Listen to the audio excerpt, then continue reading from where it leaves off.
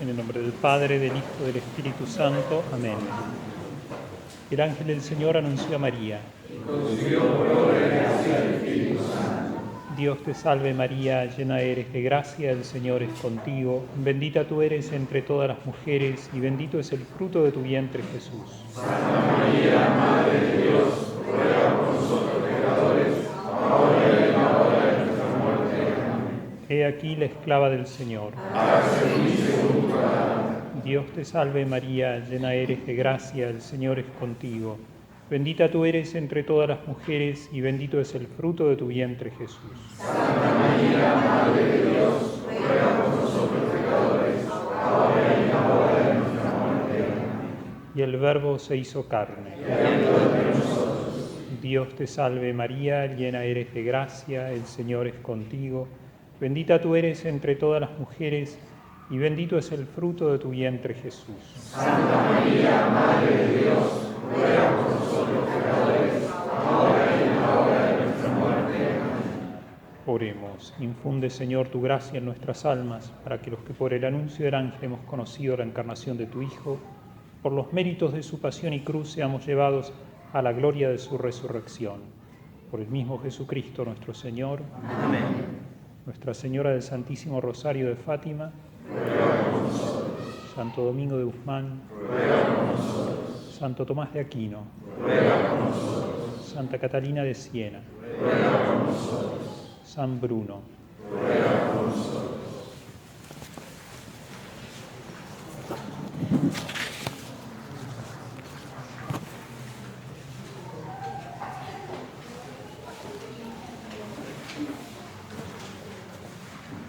La bienaventurada Virgen María al pie de la cruz y al pie del altar.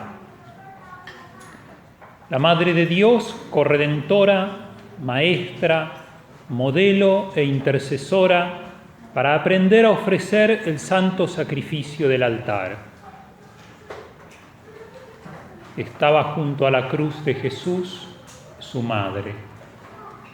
Juan 19:25. Introducción. En honor a Nuestra Señora del Santísimo Rosario, que providencialmente coincide su fiesta con estas conferencias, quisiera que sea ella, en sus apariciones de Fátima, la que nos introduzca en las reflexiones que queremos hacer. Contrariamente a lo que algunos prelados sostienen, Fátima es crucial hoy para la Iglesia y tiene más actualidad que nunca antes. Esta afirmación ya sería válida hacerla para alabar tan solo el designio de Dios que ha querido advertirnos a través de la Virgen de Fátima sobre la lujuria como principal causa de la condenación eterna en los tiempos presentes, en que pecados abominables son cometidos por aquellos que deberían brillar cual ángeles por ser sacerdotes de Cristo. Pero esta afirmación de que hoy Fátima es esencial y vital cobra aún mayor relevancia por el mensaje de Fátima en su conjunto y el mensaje secreto en particular. Detengámonos un momento en el mensaje secreto de Fátima para abordar el tema que nos hemos propuesto con más profundidad.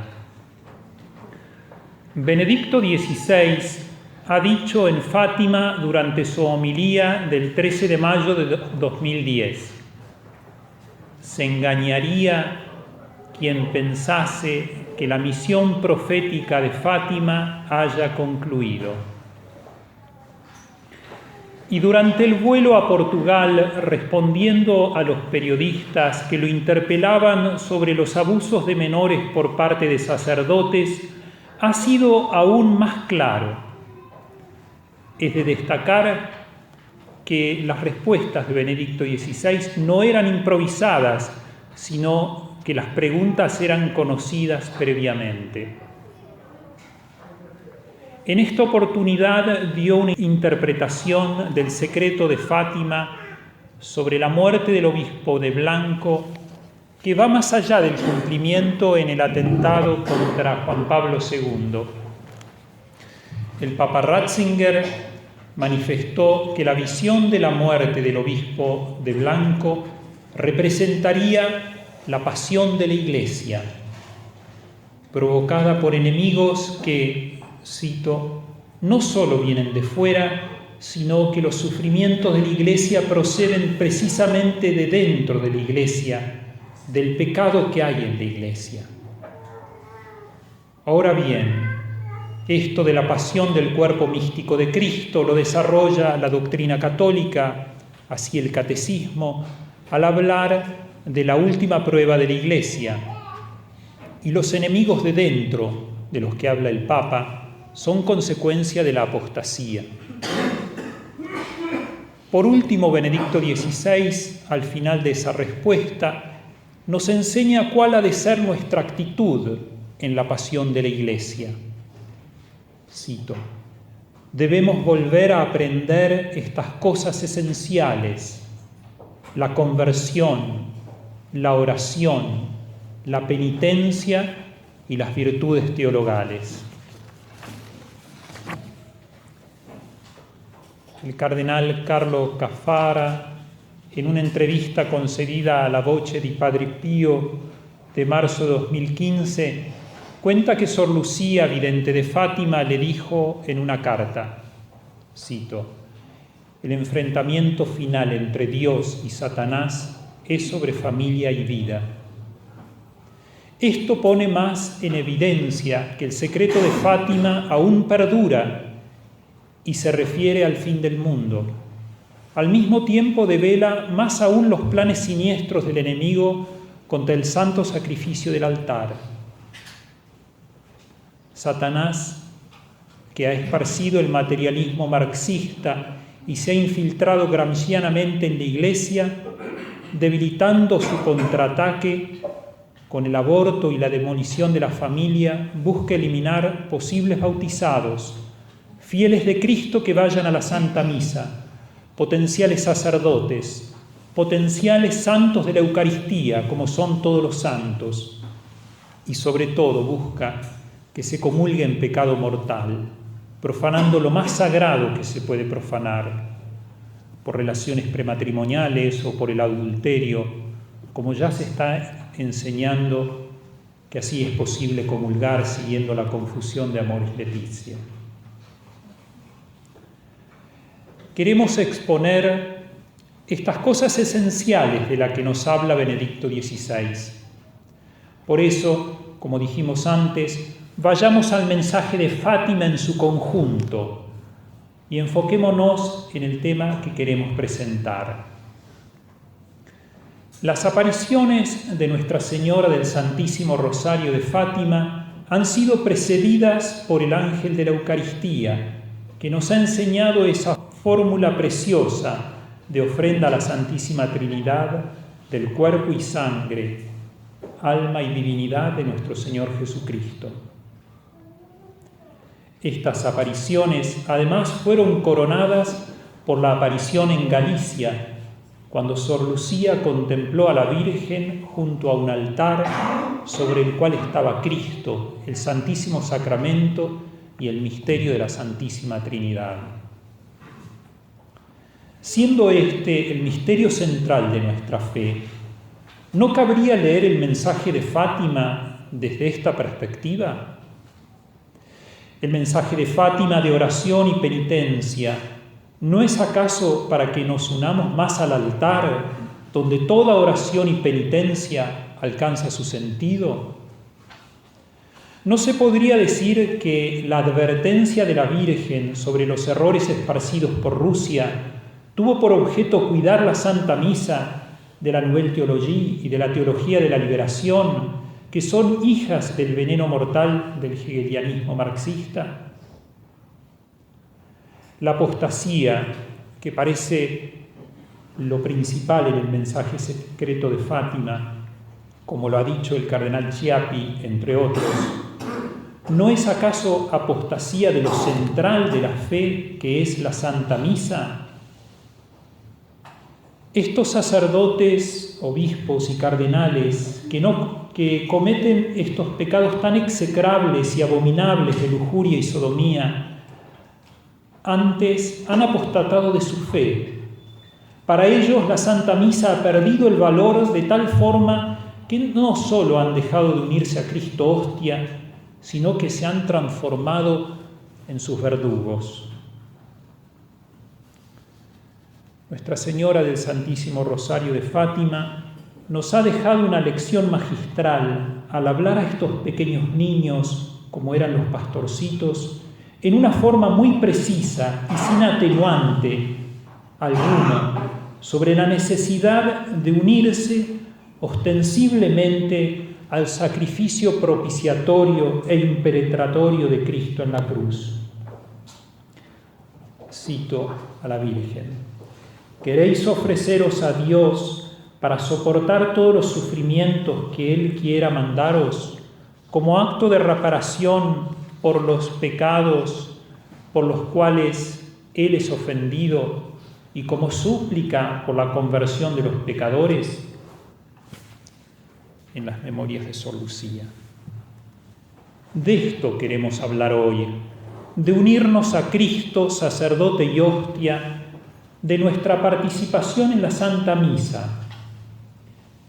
Esta doctrina de unirse a Cristo como ofrenda en el santo sacrificio del altar se ha dejado enseñar en los últimos decenios, a pesar de que el Concilio Vaticano II lo enseñaba expresamente. Cito: la Iglesia procura con solícito cuidado que los fieles cristianos aprendan a ofrecerse a sí mismos al ofrecer la hostia inmaculada, no solo por manos del sacerdote, sino juntamente con él. La tradición de la Iglesia siempre lo subrayó en palabras de Pío XII. Conviene que todos los fieles se den cuenta de que su principal deber y su mayor dignidad consiste en la participación en el sacrificio eucarístico. Debemos decirlo claro y desde un principio, porque si queremos exponer la verdad, también debemos rebatir el error. La tan afanada participación litúrgica que supuestamente sigue el espíritu del concilio no puede ser sino participación en el misterio de la cruz de Cristo, como la Santísima Virgen María participó de él.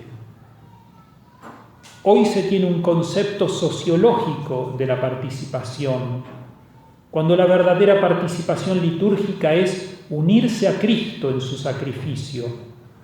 Por esto urge aprender a ofrecer el santo sacrificio del altar. Esta comprensión materialista marxista de la participación en la liturgia, creemos que ha sido, parafraseando a Dietrich von Hildebrand, el caballo de Troya en la ciudad de Dios.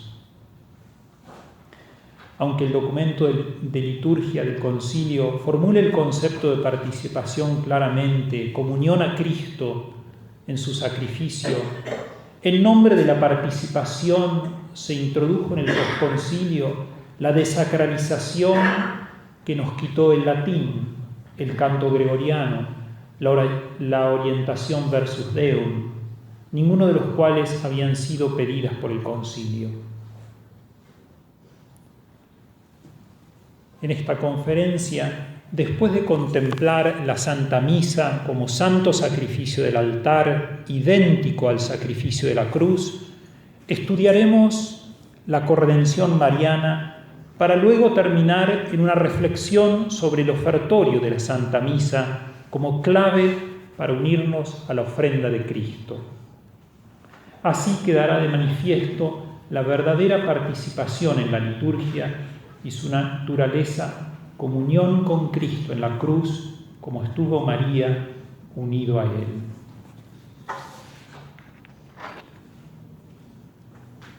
El santo sacrificio del altar.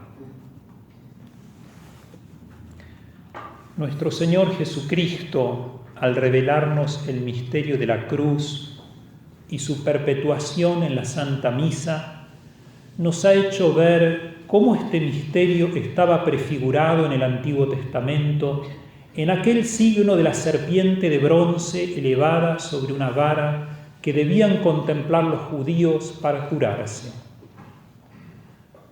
Como Moisés levantó la serpiente en el desierto, así es preciso que sea levantado el Hijo del Hombre para que todo el que crea tenga vida eterna en él. Juan 3, 14, 15. Una imagen de profundidad insondable sobre el misterio de la cruz y la Santa Misa, en el cual contemplamos la causa de nuestra condenación y la causa de nuestra salvación. Nuestros pecados crucifican a Cristo, pero si en cambio nos unimos a su amor redentor, somos salvados. Con esta profundidad Cristo ha dicho: cuando sea levantado de la tierra, atraeré a todos hacia mí. Juan 12, 32. En otra oportunidad, nuestro Señor Jesucristo, hablando del caos de los últimos tiempos, pone a nuestra consideración la urgencia de unirnos a Él en la Eucaristía para no sucumbir a esos males. Donde quiera que esté el cuerpo, allí se reunirán las águilas. Mateo 24, 28. Piadosas reflexiones se pueden extraer partiendo de este pasaje en que, como explican los santos padres, nuestro Señor habla de los santos que viven del cuerpo de Cristo, como así también de los demonios y herejes que buscan atacarlo. Quisiera destacar aquí la correspondencia a Cristo de los santos con la rapidez de las águilas para unirse en el santo sacrificio del altar y estar, como dice San Pablo, crucificado con Él. Gálatas 2:20. La figura del águila nos remite inmediatamente al concepto de virtud, que nos hace obrar con rapidez, facilidad y gozo. Y con respecto al culto, esto es propio de la virtud de la devoción. Esta virtud está, como ninguna tal vez, certeramente desvirtuada. El enemigo la ha logrado infestar para que sea menospreciada. Santo Tomás de Aquino, con toda la tradición, considera la virtud de la devoción con gran estima y nos enseña: la palabra devoción, cito a Santo Tomás, la palabra devoción proviene de la forma verbal devovere, es decir, sacrificar. De ahí el que se llame devotos a quienes de alguna manera se ofrecen en sacrificio a Dios para estar del todo sometidos a Él. Santo Tomás trata de la devoción y la oración como actos interiores de la virtud de la religión, a la que le es propio dar culto a Dios y al mismo tiempo la hace hija de la virtud teologal de la caridad. La devoción y la oración son el alma del culto a Dios e, imperada por la virtud teologal de la caridad, constituyen la santidad misma. Ahora bien, si buscamos restaurar el valor de la liturgia en nuestro corazón y en la Iglesia, hemos de dejarnos enseñar por Santo Tomás de Aquino sobre cómo aprender y adquirir esta virtud propia del que da culto a Dios. Tratándose de la esencia misma de la vida cristiana, Santo Tomás, al desarrollar la forma en que las almas adquieren esta virtud, nos da toda una síntesis de teología espiritual. El mal que sufrimos hoy en liturgia es en el fondo a causa del pelagianismo y voluntarismo. Y aquí, en un solo artículo, Santo Tomás los rebate absolutamente, poniendo de manifiesto la primacía absoluta de la gracia y la contemplación. Cito a Santo Tomás: en la devoción, la causa extrínseca y principal es Dios, quien, según las palabras de San Ambrosio comentando el Evangelio, llama a los que le place y hace religioso a quien quiere, y si tal hubiera sido su voluntad, hubiera hecho hombres devotos a los indiferentes samaritanos. Mas la causa intrínseca, por nuestra parte, tiene que ser la meditación o contemplación. Ya hemos dicho, en efecto, que la devoción es un acto de la voluntad, por la que el hombre se entrega con presteza al servicio divino, es decir, el culto.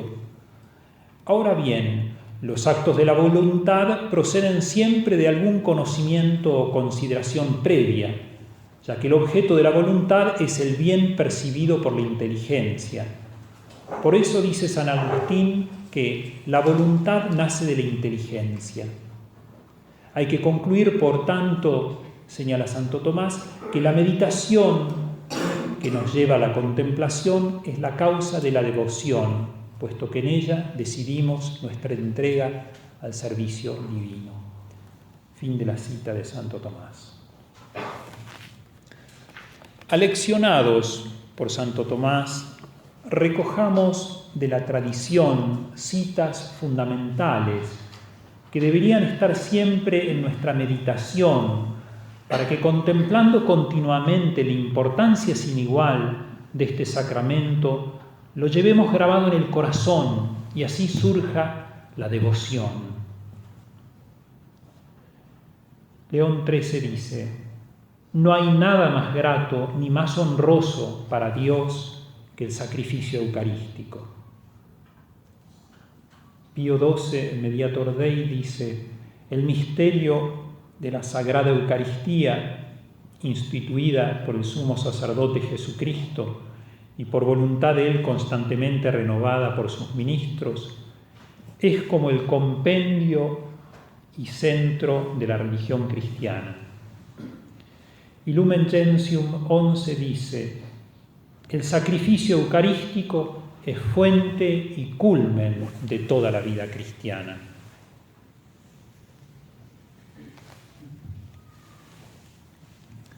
Esta importancia sin igual de la Santa Misa es porque ella nos trae al Verbo encarnado por la transubstanciación de las especies de pan y vino, y al mismo tiempo nos los trae ofreciéndose en el sacrificio incruento del altar, al igual que se ofreció en el sacrificio cruento de la cruz. Esta verdad revelada por Dios exige que el hombre le dé incondicional asentimiento. Es por eso que Cristo, para cuidar la doctrina sobre este sacramento, ha sido intolerante y no dudó en confrontar a sus 12 apóstoles diciéndoles claramente: ¿también vosotros queréis marcharos? Juan 6,67.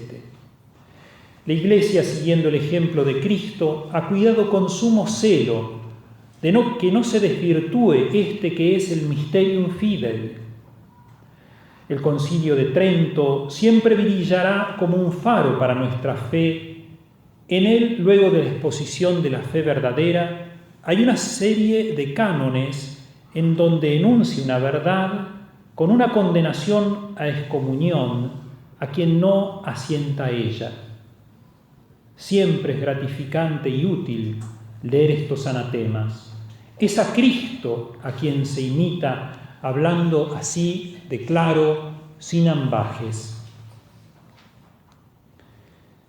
Esta verdad que nos afirma la fe es de tal índole que podemos afirmar que al ir a misa es como si entrásemos en un túnel del tiempo que nos deja en el Calvario junto a la cruz de Cristo, donde estuvo la Santísima Virgen María, porque verdaderamente, como afirma el Concilio de Trento, una sola y la misma es, en efecto, la víctima, y el que ahora se ofrece por el misterio de los sacerdotes, por el ministerio de los sacerdotes, es el mismo que entonces se ofreció a sí mismo en la cruz, siendo solo distinta en la manera de ofrecerse. Concilio de Trento, sección 22. Esta es una verdad esencial para nuestra vida espiritual, como lo enseña el Padre Arintero en su precioso libro Evolución Mística. Todo lo que pasó en el Calvario se repite constantemente sobre el altar. El altar es todos los días el monte del dolor, de la sangre, del sacrificio y de la redención. Por aquí se ve con qué amor y reverencia debemos asistir al santo sacrificio donde se perpetúa la obra de nuestra reparación y con qué afectos debemos allí asociarnos al Salvador para que su sangre resulte provechosa para nosotros y para todos. Fin de la cita. Para crecer en esta contemplación que nos lleva a la devoción, para crecer en esta devoción es necesario continuamente ir a tantos bellos textos de la tradición, meditarlos, contemplarlos, como aquel precioso y sublime librito El tesoro escondido de la Santa Misa de San Leonardo de Porto Maurizio. Vuelvo a aquel magnetismo que Cristo ejerce desde la misa. Cuando sea levantado de la tierra, atraeré a todos hacia mí. El padre Julio Membiel, enraizado en estas palabras del Señor y como buen discípulo de Santo Tomás, comienza así ese hermoso librito Hacia la cristiandad. El criterio para formular un determinado juicio sobre un movimiento debe fundarse en el fin hacia el cual se orienta. Todo movimiento no es puro resultado de fuerzas que obran ciegamente, sino de la atracción que determinados fines vivientes en alguna inteligencia ejercen sobre los móviles. En esa obra que recoge apuntes sobre filosofía de la historia, el padre Membiel concluye: la historia debe ser colocada bajo el signo de Cristo. Digámoslo, queramos o no, o estamos bajo una fuerza gravitacional de la cruz y por lo tanto de la Santa Misa, o estamos contra ella. ¿Estamos con ella o estamos contra ella? Es por esto que John Senior afirma en su libro La restauración de la cultura cristiana que el santo sacrificio del altar es esencialmente la cultura cristiana. En la cristiandad, bajo el criterio de a Dios lo mejor, para alojar en la Santa Misa se construyeron catedrales sublimes que superaban en altura y belleza todo lo demás y hacían patente esta atracción que nos lleva a la verdadera devoción y santidad. Contemplar continuamente el misterio de la Santa Misa, volver una y otra vez a los textos de la tradición para así exprimir nuestro corazón en devoción. Allí el secreto. La corredención de la Santísima Virgen María. La catastrófica consecuencia de la pérdida de la conciencia sobre la gravedad del pecado, lo que Pío XII llamó el pecado del siglo, es que nos es imposible comprender y dimensionar la gesta heroica de Cristo en la cruz como sacrificio propiciatorio. Este mal es de tal naturaleza que no se puede pensar en algo peor, porque la negación del pecado, la negación de que el pecado nos encadena a Satanás eternamente, como se permite decir impunemente hoy, significa que no tenemos necesidad de un redentor. Significa que el fiat de María en la encarnación y al pie de la cruz no tendría sentido. Esta negación del pecado, o lo que es peor, su atenuación endémica en la Iglesia hoy, es la enfermedad que la Santísima Virgen en Fátima vino a remediar, haciéndonos recuperar el sentido del pecado. Por eso mostró el infierno a unos niños tan pequeños y les inculcó la unión al sacrificio propiciatorio de Cristo. La verdad revelada nos enseña que el Verbo se encarnó para redimirnos del pecado. Por lo que al negar el pecado, en la teoría o en la práctica, es negar que Cristo me amó y se entregó por mí, como dice San Pablo. Es apostasía de la esencia misma de la fe. Esta apostasía es tanto más grave cuanto más camuflada esté, como cuando se utiliza la misericordia, el más alto atributo de Dios ad extra, como instrumento para destruir la conciencia de pecado, transformándose en la corrupción de lo mejor que es lo peor.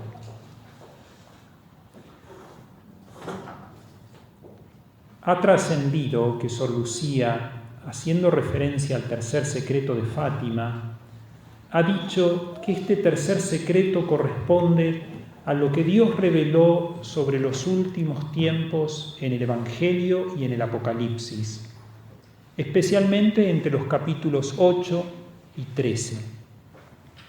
En estos capítulos se presenta la apertura del séptimo sello, los 7 ángeles con sus trompetas y castigos, los 2 testigos, la mujer y el dragón rojo, y por último las 2 bestias. El padre Fray Alberto García Vieira tiene un artículo en la revista Micael que hace una explicación de la corredención mariana, y uno de los argumentos que desarrolla es la exégesis de la batalla de la mujer y el dragón en el Apocalipsis. Creo que es útil que tomemos las ideas principales.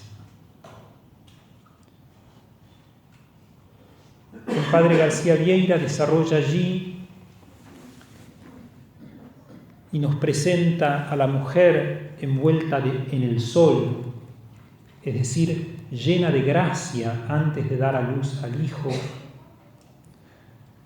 coronada como reina de la Iglesia y con la luna bajo sus pies como signo de lo caduco y el mal. Le da una relevancia singular. Cito: del texto de esta perícopa bíblica podemos deducir algo más que una tarea ministerial en orden a la distribución de las gracias. El ataque del demonio es más importante. Quiere cegar la fuente misma de la salvación. Ataca la redención misma. Ataca al Hijo varón que es el Redentor y a la mujer, su madre, estrechamente vinculada a la obra de la redención.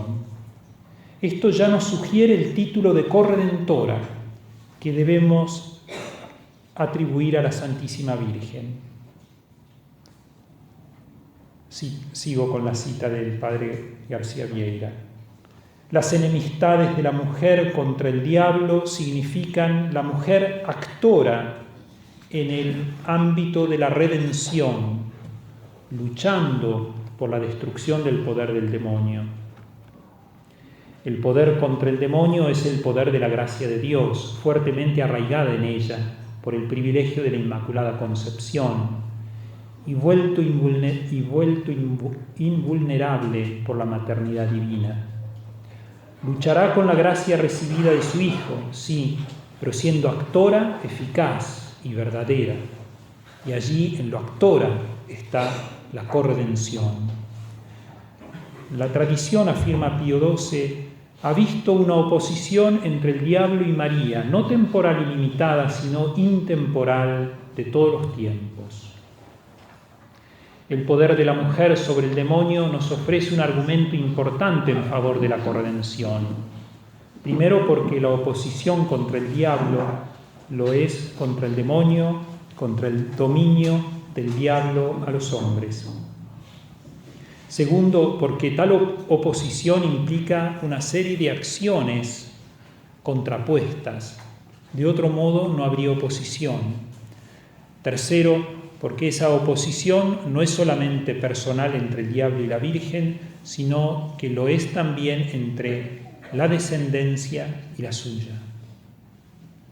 Si existe una oposición válida entre la Virgen y el demonio es o por mantener la irredención de los hombres por parte del demonio o por redimirlos por parte de la Virgen. Luego la Virgen, unida a su Hijo, es corredentora, concluye el padre García Vieira.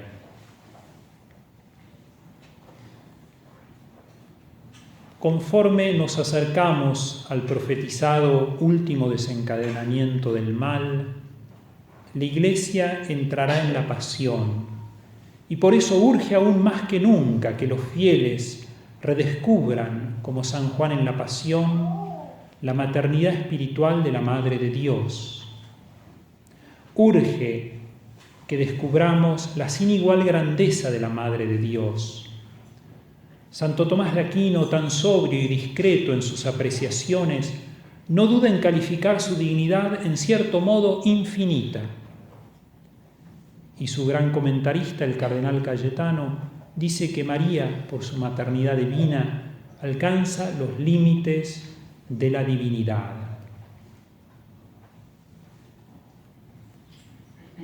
Siempre es tan grato leer a San Luis María Griñón de Montfort cuando nos habla de los apóstoles de los últimos tiempos. Nosotros, sujetos a la temporalidad, vemos todo al revés. En realidad, la Santísima Trinidad, conociendo desde la eternidad la gloria de Cristo, de su Madre y de todos los santos, creó al principio de la historia a Adán y Eva. Y llegado el tiempo de la concepción de María, ella es concebida llena de gracia y sin la mancha de pecado original por los méritos de Cristo. Y luego, llegado el tiempo de que el Verbo se encarnase, engendra a Cristo y a su cuerpo místico, por lo que verdaderamente es Madre de Dios y Madre nuestra desde el mismo instante de la concepción virginal por obra del Espíritu Santo. Esta verdad pone de manifiesto que la corredención es propiamente el fiat de María en la encarnación, por el cual nos dio al Salvador y Redentor de la humanidad, fiat que se extiende en toda su vida y al pie de la cruz. Fiat que brota en la llena de gracia como un acto libre e inteligente, consintiendo, como dice Santo Tomás, en nombre de todo el género humano.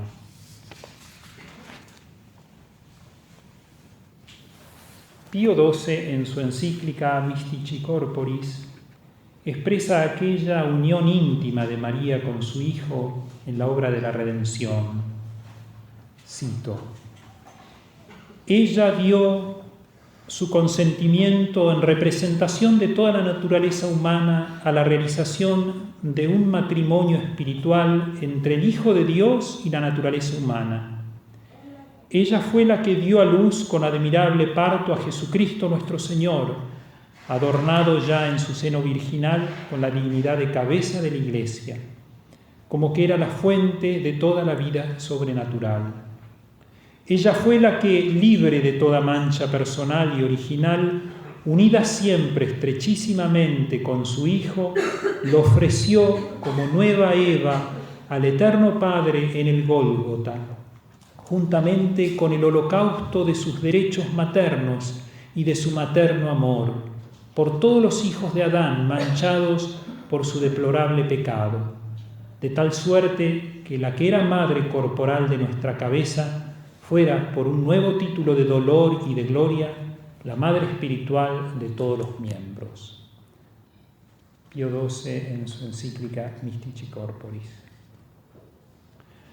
Por último, de estos textos tan jugosos podemos contemplar claramente que, al igual que la maternidad espiritual de la Madre de Dios sobre la Iglesia, la corredención es un don de Cristo a su Iglesia desde el mismo instante en que Él se engendró en el seno purísimo de la Madre de Dios.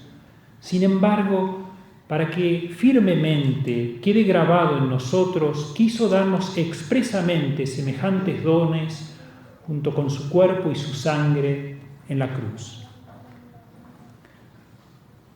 Cito al padre García Vieira: así como Cristo ha concedido al mundo la gracia de su presencia eucarística, renovada cada vez en el santo sacrificio del altar, ha concedido al mundo la asistencia de la maternidad divina de María para que tuviéramos una madre, una abogada, un poder soberano de intercesión en el cielo.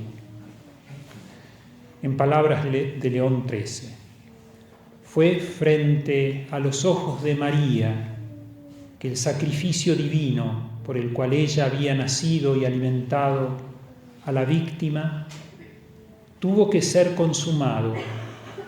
Vemos que estuvo su madre frente a la cruz de Jesús, quien en un milagro de caridad nos entregó para que nos recibiera como sus hijos, voluntariamente ofreciéndose a su Hijo a la divina justicia, muriendo con él en su corazón atravesado por la espada del dolor.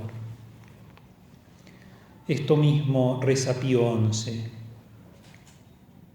Oh Madre del amor, de la misericordia, quien cuando vuestro dulcísimo Hijo estaba consumando la redención de la raza humana en el altar de la cruz, permanecisteis al pie junto a Él, sufriendo con Él como corredentora, conserva en nosotros, os lo suplicamos, e incrementa día a día los frutos preciosos de su redención y la compasión de Madre.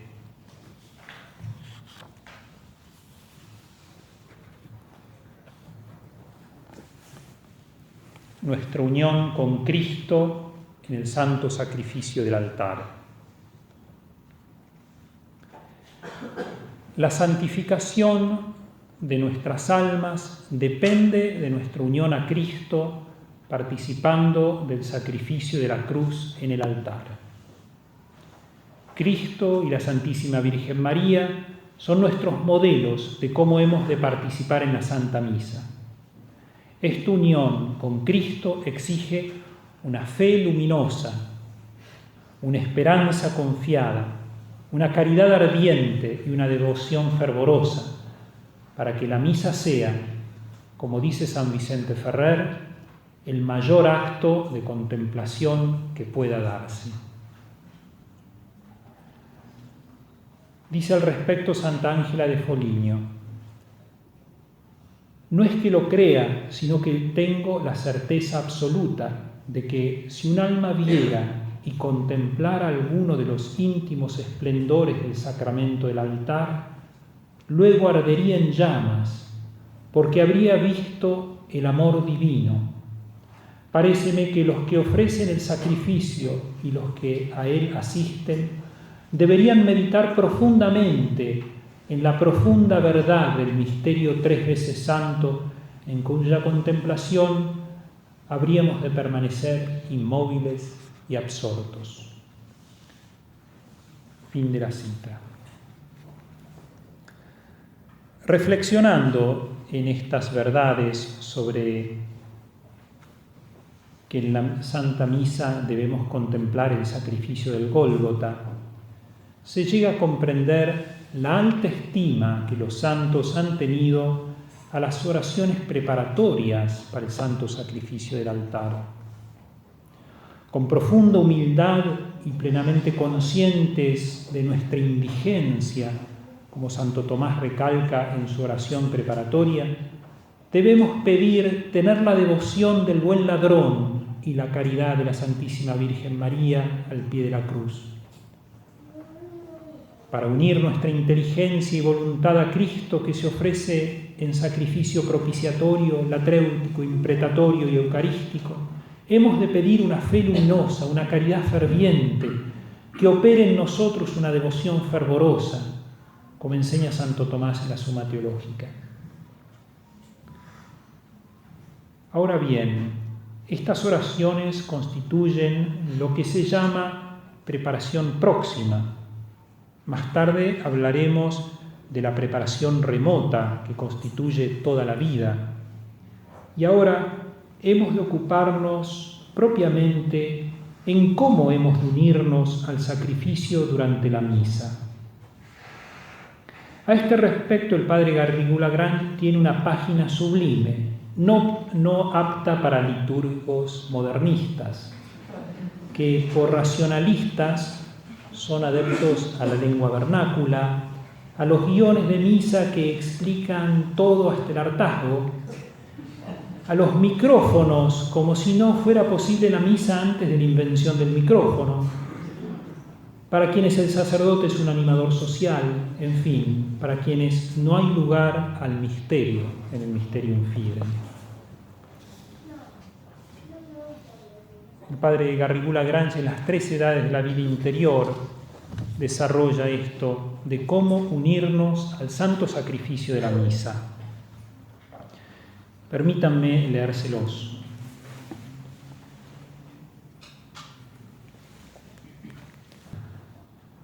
¿Cómo hemos de unirnos al santo sacrificio de la misa?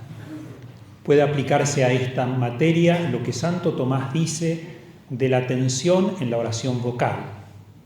Cito a Santo Tomás. Puede la atención referirse a las palabras para pronunciarlas bien, al sentido de esas palabras, o bien al fin mismo de la oración, es decir, a Dios, a la cosa por la cual se ruega y a la cosa por la cual se ruega. Esta última clase de atención, que aún los más simples e incultos pueden tener, es tan intensa a veces que el espíritu está como arrobado en Dios y olvidado de todo lo demás. Sigue Garrigou.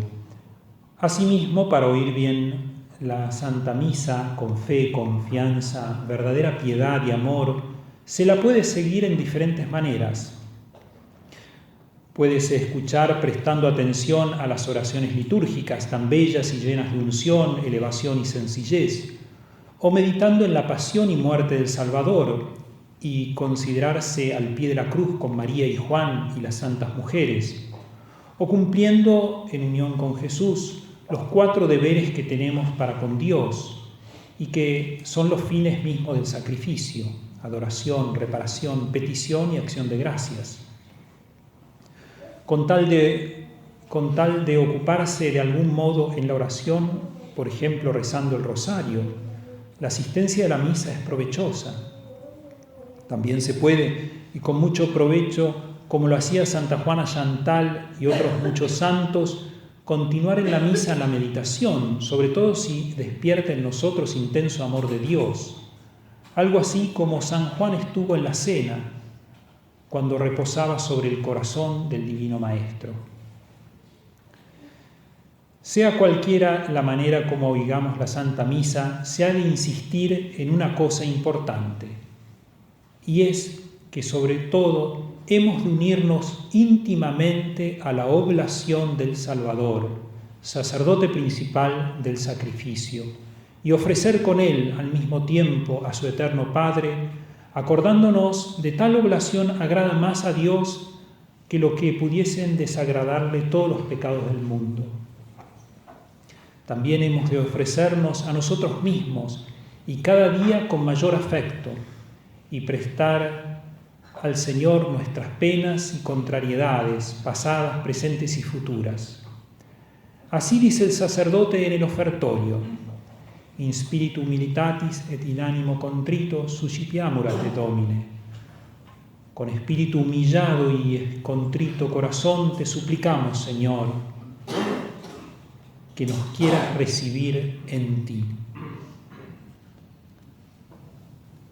Hasta allí el padre Garrigou-Lagrange en las 3 edades de la vida interior, como decía, sobre cómo hemos de unirnos al santo sacrificio de la misa.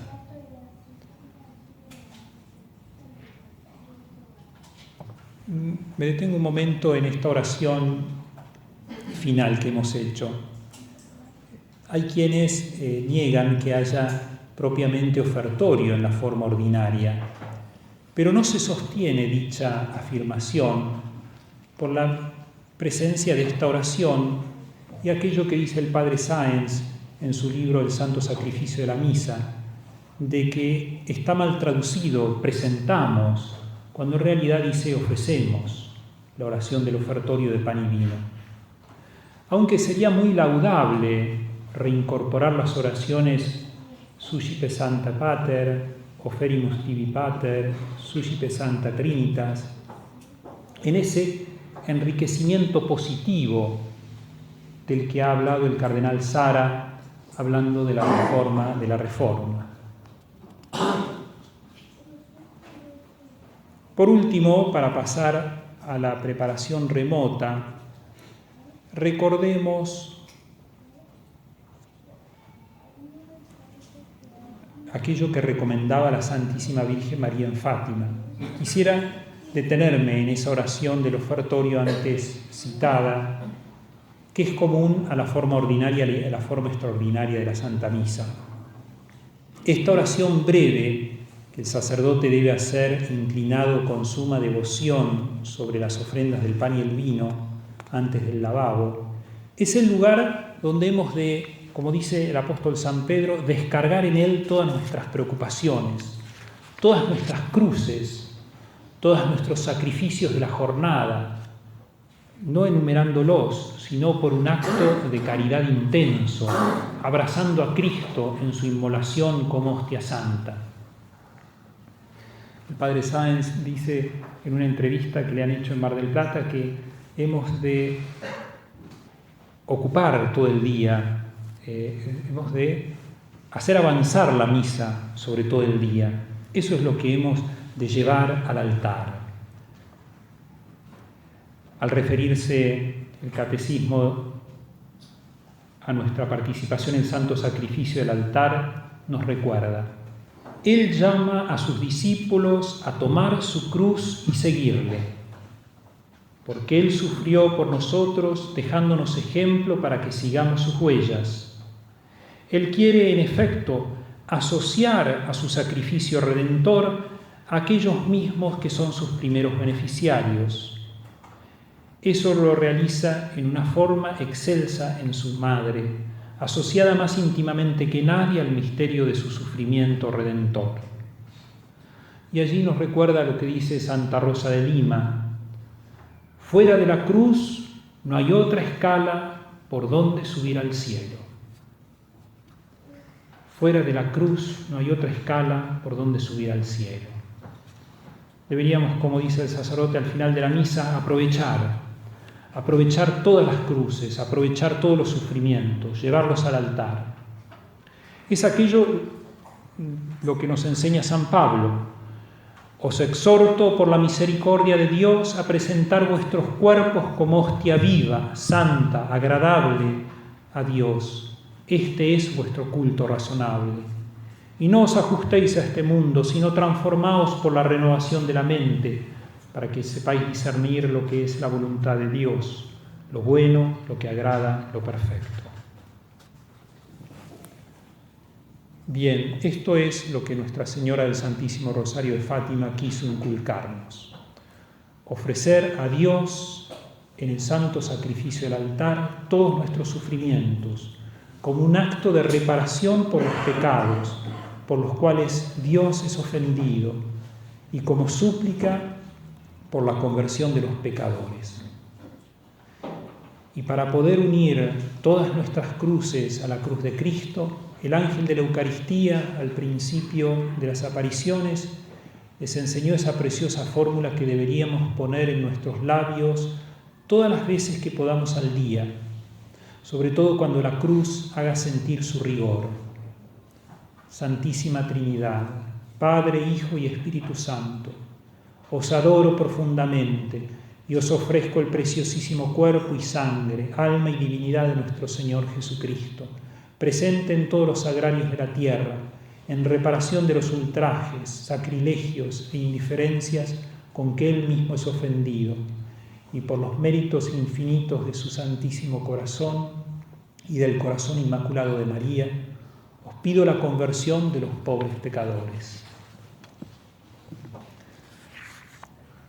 Conclusión. Nadie como la Inmaculada, llena de gracia, Madre de Dios y Madre nuestra, se ha unido al amor de Cristo en la cruz, que asciende a Dios y desciende a todos los hombres. Siendo el santo sacrificio del altar absolutamente el mismo que el sacrificio de la cruz, en el corazón de Cristo se hace presente en cada misa todo el dolor y amor que su Santísima Madre experimentó asociada a Él. La Santísima Virgen en cada misa está, en forma singular, como dice San Pablo, crucificada con Cristo, en sacrificio propiciatorio, latréutico, eucarístico y impetratorio, queriendo hacernos partícipes a nosotros, como ella estuvo al pie de la cruz. La tan bregada participación litúrgica que supuestamente sigue el espíritu del concilio no puede ser sino participación en el misterio de la cruz de Cristo, como la Santísima Virgen María participó de él. Hoy se tiene un concepto sociológico de participación, cuando la verdadera participación litúrgica es unirse a Cristo en su sacrificio. Allí toda la dignidad nuestra. Bueno es que repitamos aquí aquello de Arintero. Todo lo que pasó en el Calvario se repite constantemente sobre el altar. El altar es todos los días el monte del dolor, de la sangre, del sacrificio y de la redención. Por aquí se ve con qué amor y reverencia debemos asistir al santo sacrificio, donde se perpetúa la obra de nuestra reparación, y con qué afectos debemos allí asociarnos al Salvador para que su sangre resulte provechosa para nosotros y para todos. Esta participación es la que la Santa Madre Iglesia siempre ha inculcado a sus sacerdotes y fieles. Cuando la tradición de la Iglesia habla de la participación, es para instarnos siempre a unirnos devotamente al sacrificio de Cristo, haciéndonos tomar conciencia de que el sacrificio incruento del altar es en verdad el mismo sacrificio cruento de la cruz. La santificación de nuestras almas depende de esta unión con Cristo, a través de las virtudes teologales, a través del santo sacrificio del altar. Esta unión se da por la participación en el más excelso acto de culto de la virtud, de la religión, que se ha llevado a cabo jamás sobre la tierra, es decir, el sacrificio de Cristo en la cruz. Esa es nuestra dignidad.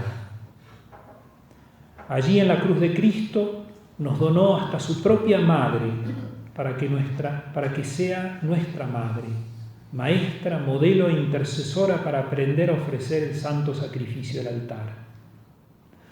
La fe nos asegura que la bienaventurada Virgen María, al ser Madre de Dios, es también Madre nuestra, ya que al engendrar a Cristo, engendra también al cuerpo místico de Cristo.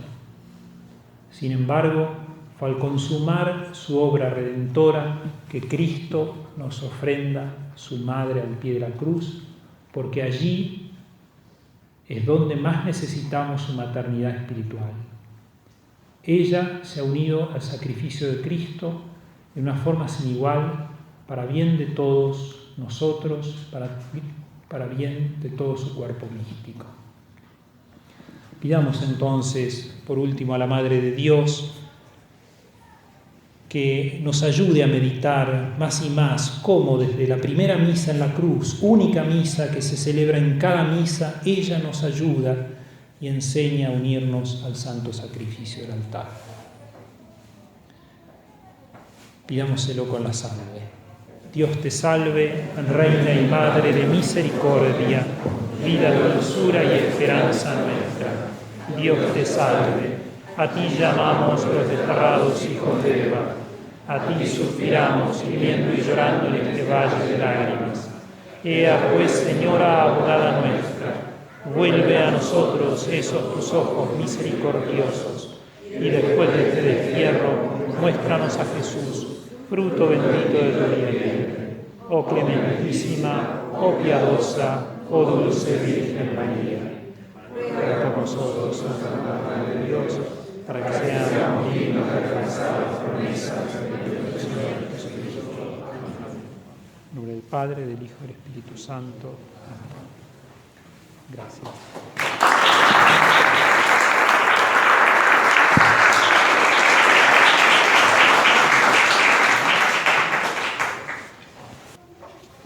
Bueno, es un tema para meditar toda la vida, ¿no es cierto? Así que hay que seguir profundizando y sacando de las fuentes de la salvación, de ese don infinito.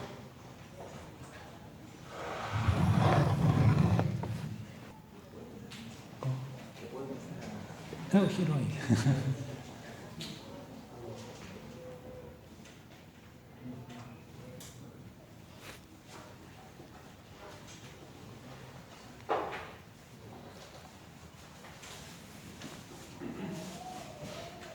El padre Sáenz decía invadir toda la vida con la Santa Misa. Ese era el verbo, invadir. Hablando sobre ese libro que tiene sobre el santo sacrificio de la misa, que es una explicación, a mi parecer, insuperable. ¿Sí? Después tiene para los sacerdotes aquel libro In Persona Christi, que bueno, es muy provecho que leerlo todos, ¿no? Fruto me contaba él de las clases en el seminario de Paraná. Él tuvo el privilegio allí de estar en el seminario en la época de Monseñor Tortolo, con el padre García Vieira, y ha dado tantos frutos, ¿no es cierto?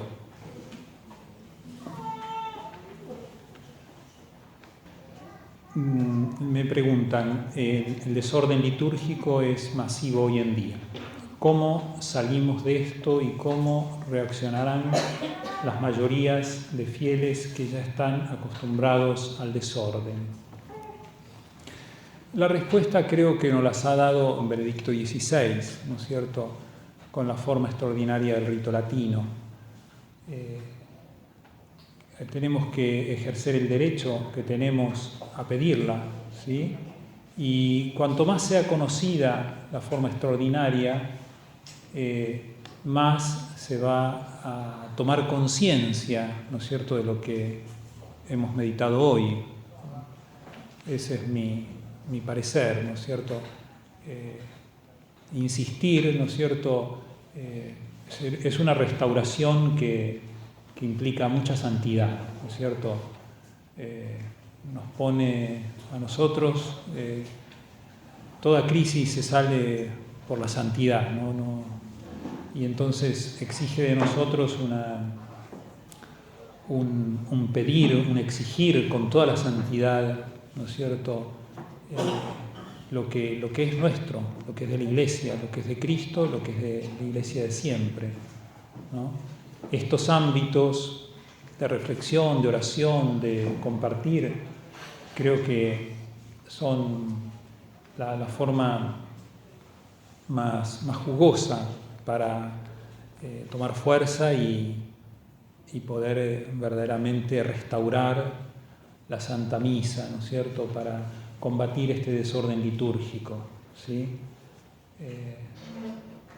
Ciertamente es masivo y terrible, ¿no es cierto?, porque si pensamos en quién es la víctima de ese desorden, es verdaderamente para llorar y morirse de tristeza, ¿no? El dolor de la Virgen María ante las desacralización, ¿no es cierto?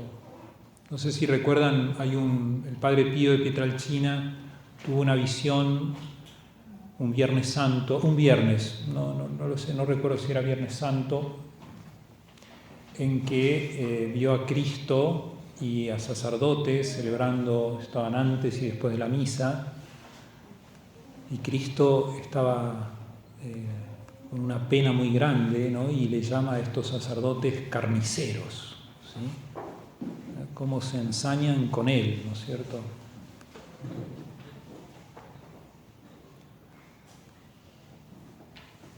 Me preguntan, En cuanto al capítulo 13 del Apocalipsis, se pueden interpretar a las dos bestias, la del mar, poder político, y la de la tierra, poder religioso, como actualmente vemos a la ONU y la ONU de las religiones implementada a través de Bergoglio y Simón Pérez. La interpretación, ¿no es cierto?, de la Sagrada Escritura siempre no es interpretación privada, ¿no? Pero uno puede verdaderamente sacar muchas lecciones, ¿no es cierto?, de lo que en primer lugar la revelación pública nos dice y lo que las revelaciones privadas como Fátima han corroborado, ¿no? Creo que aquí tiene una importancia muy grande en ello, ¿no es cierto?, de que está la revelación pública y la revelación privada que nos indica estamos aquí, ¿no es cierto?, estamos aquí. No tomamos conciencia, ¿no?, de ello. Nosotros estamos inmersos, ¿no es cierto?, en el caos y no tomamos conciencia de la gravedad, ¿no es cierto?, en la que vivimos, ¿no es cierto?, en la que la gravedad, ¿no es cierto?, de la situación de la Iglesia, ¿no? Si uno tomase conciencia, creo que se moriría como el padre Sanauja, ¿sí? Estamos hablando justamente de él al hacer esta pregunta y creo que él es un mártir de lo que la Iglesia vive, ¿no es cierto? Las últimas noticias de lo referido por Viganó muestran la gravedad sin igual, atroz, ¿no es cierto? Y eso es lo que sufre Cristo en el altar, ¿no? Entonces, exige de nosotros una santidad reparadora, ¿sí? Reparadora. Es lo que pidió Fátima, ¿sí? La Virgen en Fátima nos ha pedido eso, ¿no es cierto?, tomar conciencia. Imagínense esos niñitos que andan por acá, un poquito más grandes tal vez. La Virgen les mostró el infierno, ¿no?, para que tomen conciencia, ¿sí? Nosotros nos distraemos, vivimos distraídos, ¿no es cierto? Este mundo demoníaco, todo entero en manos del maligno, como dice el apóstol San Juan, nos distrae de que realmente tenemos que estar viviendo como la Virgen María al pie de la cruz, ¿sí? Bueno, muchas gracias, Padre. Y ahora, antes de pasar al comedor,